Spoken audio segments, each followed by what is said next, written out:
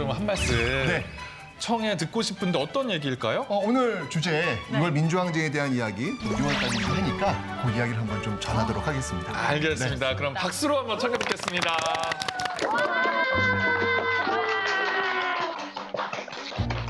자, 일단 이 6월 민주항쟁을 설명하기 위해서는 앞으로 가서 1980년 5월을 먼저 이야기를 해야 됩니다. 바로 5.18 민주화 운동이죠. 올해가 특히 5.18 민주화 운동 이 40주년이 되는 굉장히 의미 있는 그런 해이기도 한데 잘 아시겠지만 이 5.18 민주화 운동을 당시 신군부가 폭압적 방법에 의해서 진압을 하고요. 이 과정에서 너무나도 많은 시민들이 희생을 당했습니다.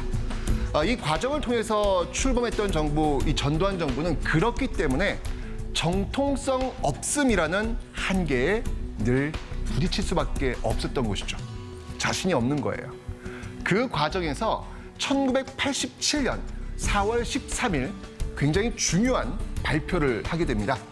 임기 중 개헌이 불가능하다고 판단하고 현행 헌법에 따라 부임자에게 정부를 이양할 것을 천명하는 바입니다. 이것이 바로 4.13 호헌 조치라는 건데, 자, 호헌이 어떤 의미냐면 헌법을 보호하자라는 의미예요. 헌법을 보호하자라고 했으니까 뭔가 좀 좋을 것 같잖아요. 그죠? 근데 어떤 헌법이냐가 중요하겠죠. 이 헌법은요, 대통령을 국민이 뽑는 게 아니라 체육관에서 자기들 마음에 맞는 사람들끼리 모여가지고 박수치고 대통령을 뽑는 이 내용을 갖고 있는 헌법이었다는 얘기예요. 사실 그 앞에 있었던 박정희 정부부터 전두환 정부까지 대략 한 15년 동안 이 땅이 대한민국에서는요, 대통령을 국민들이 직접 뽑지 못했습니다. 늘 체육관에서 이런 식으로 대통령을 뽑았단 말이에요. 그런데 그거를 또 하겠다는 거예요. 또 체육관에서 대통령을 또 뽑겠다는 거예요.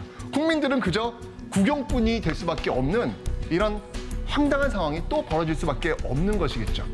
자, 그래서 더 이상은 이래서는 안 된다 라고 해가지고 학생, 시민들이 들고 일어나면서 바로 정부에 대한 저항을 하게 됩니다. 이게 바로 6월 민주항쟁이 되는 것이죠.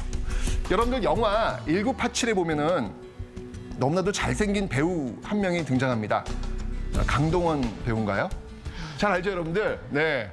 그 배우가 맡았던 역할이 바로 이한열이라는 대학생이었는데요.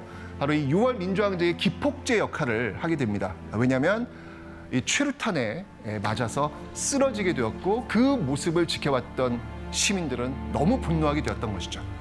이러면서 이 6월 민주항쟁이 시작되었고요.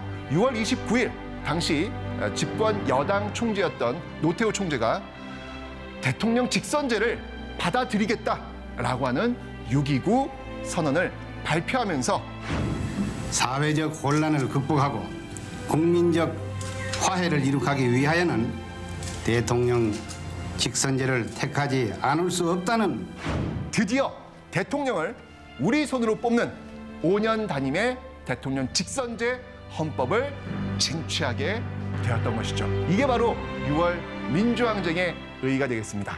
여러분들 이제 곧 대통령을 여러분 손으로 뽑으실 거예요. 와우, 기대가 됩니다. 네.